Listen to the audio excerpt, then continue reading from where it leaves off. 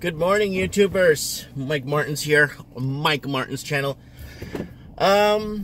Trade wars. People are asking me about trade wars and what's going on and what do I think. A lot of people actually are asking me what I think about the trade wars, but I'm going to be really frank with you guys. It's a hit and miss thing, right? When you look at the numbers on paper, it doesn't amount to too much. Believe me, it doesn't. When you actually really look into it, fine-tooth comb. But one thing that did dawn on me that actually kind of woke me up while looking into this, whether it's worth making a video over or not, worth even discussing or not, is Amazon and Walmart. Yeah. Amazon and Walmart. They're very, very heavily tied to China. Everything you buy from Walmart's made in China. Everything you buy from Amazon usually comes from a warehouse. Sometimes it comes from a warehouse in China. Most of the stuff you get is from China anyway. So now 10, 15, 20, and they're talking 30, 25% sanctions next year in sanctions. That's going to hurt Amazon. Because Amazon already has razor-thin margin levels, right? And I think this is going to cripple Amazon very much. They will eventually have to raise prices, right? Yes, they will have to raise prices, and I think with their razor-thin margins already, it's going to get a lot worse for them. So they're going to start losing to brick-and-mortar stores, and they're going to start losing to other online competitors like eBay and stuff. Now, Walmart is a different example. Let me explain how Walmart's going to work. It's very interesting how Walmart works. Walmart isn't going to take the loss. They're just going to pass. It's like an exercise tax, right? So they're just going to pass. Do you think the shareholders and owners of Walmart are gonna take the 25% tariff? No, they're just going to raise the prices on you, right? So that's what a lot of people don't know, right? They're going to raise the prices on you guys. So Walmart won't, sorry, there's someone just jumping on the side of the road there. So they're not going to raise the prices. They're going to raise the prices on you guys. They're not going to take the 25% tariff. The 25% tariff would just be passed on to the consumer. So this is going to be pretty bad. Unless I'm all for bringing jobs home, creating jobs at home, manufacturing at home. I'm all for that, right? And if Trump could succeed doing that, I think that's very good, you know, to supply the consumerism or the middle class that still exists with stuff made by their brother or locally, right? So razor thin. I want to know what you guys think about the whole Amazon thing. Razor thin margins already. People are just going to go to other places online to buy, right? So, well, maybe more of those online Alibaba and stuff, like the more online local Chinese exporters, right? But then you still got the tariffs coming in, right? When it hits the border. So, yeah, the whole razor thin. We could see a huge problem in Amazon because of this, or they just raise their prices and then that's it. They're just now in regular. They're in the boat with everybody else. Price-wise. So the razor thin margins are gone. You know what I'm saying? The average guy like myself that sells from home, okay, I take a 25% tariff. Mind you, I'm just supporting my family, right? I'm not supporting all these big warehouses, all these employees and search engines and databases. It's just me and my family, right? And I operate out of a house that I own free and clear. So you guys need to see that, the big picture, and this might help the small guy in a way. Now with Walmart, it's concerning because Walmart went in, dictated what the prices are going to be, and lowered the price on everybody, closed all the mom and pop's shops down, and then now in return, you're going to be getting, they dictate what the price is. So a lot of people go into a Walmart believing that this is the lowest price they could get. Why? Because the local mom and pop shop that was open down the street is no longer there to compare price. So, anyways, tariffs, a lot of it on paper doesn't really make sense. When you see China's GDP is not even going to go down 0.1% because of this. It's not really going to hit them that hard. But the one thing that people need to keep into consideration is China does not want this trade war. China does not want these tariffs. I know you guys are looking at this like, oh, you know, China wants this and China has the right and blah, blah. That's great. But here's the problem. China cannot devalue its currency.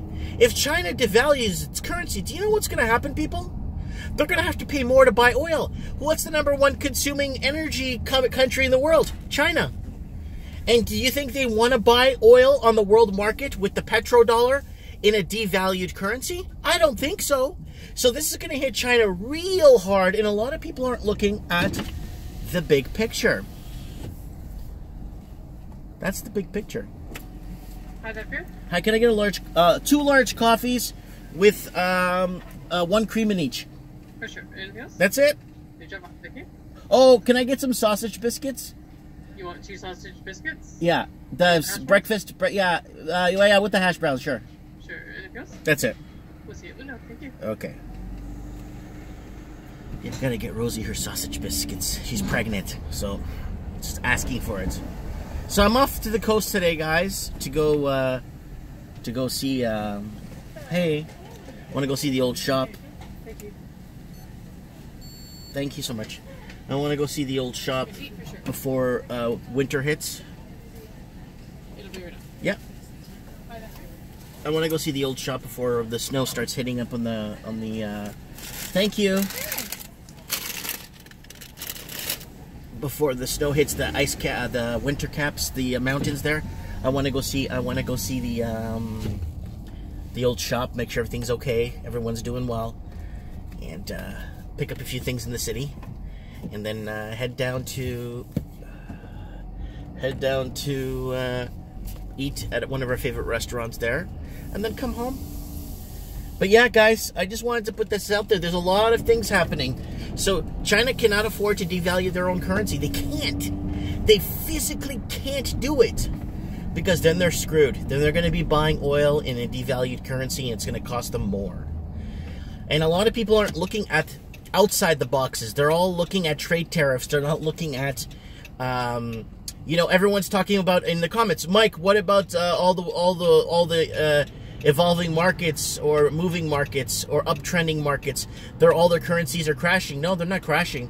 They're just actually going against the U.S. Dollar, and the U.S. dollar is increasing, and that's what's happening. And the U.S. dollar will continue to increase, and they're going to be raising interest rates 2 more times by the end of this year. So you're going to be looking at a huge upset in a lot of markets, because a lot of markets are still the Australian market, New Zealand, especially with the people with the interest-only mortgages that are going to be coming up. I talked about this interest-only mortgage thing 2-3 years ago when they introduced it, and I've been following it for the longest time. And now these interest-only mortgages are coming up for renewal. Guess what? Nightmare is going to be, because a lot of people haven't paid down the principals on this, and they're still pretty much owing what they borrowed. So that's another problem, you know. So guys, you know, I wanted to put this out there. I want people to understand, you know, do your own research, you know, especially if you're going to start investing in the markets. I got a lot of people reaching out to me. They want to start buying stock. They want to start laying puts. They want to put puts down. They want to buy stock. They want to trade. You know, they want to fill order forms. They want to do stuff. They want to be active in the markets, and that's really good. That a lot of young people want to, you know, get into the markets.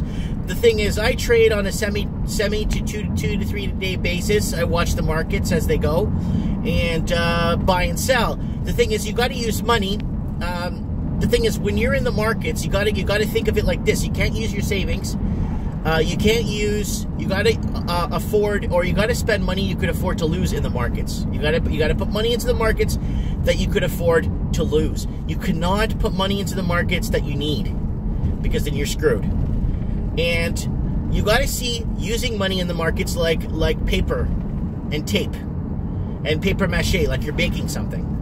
And that's how you have to see money as a tool to build something. And once you start seeing money as that, you start realizing that how much of a game it all is in the end. How much it really is like Monopoly in the end.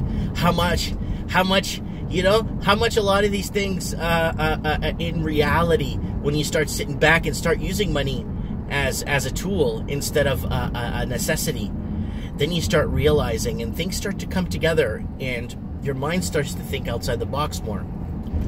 Anyways, guys, I wanted to put this video out there. I want to know what you guys think about Amazon with the tariffs, and I want you guys to tell me what you guys think of Walmart raising prices.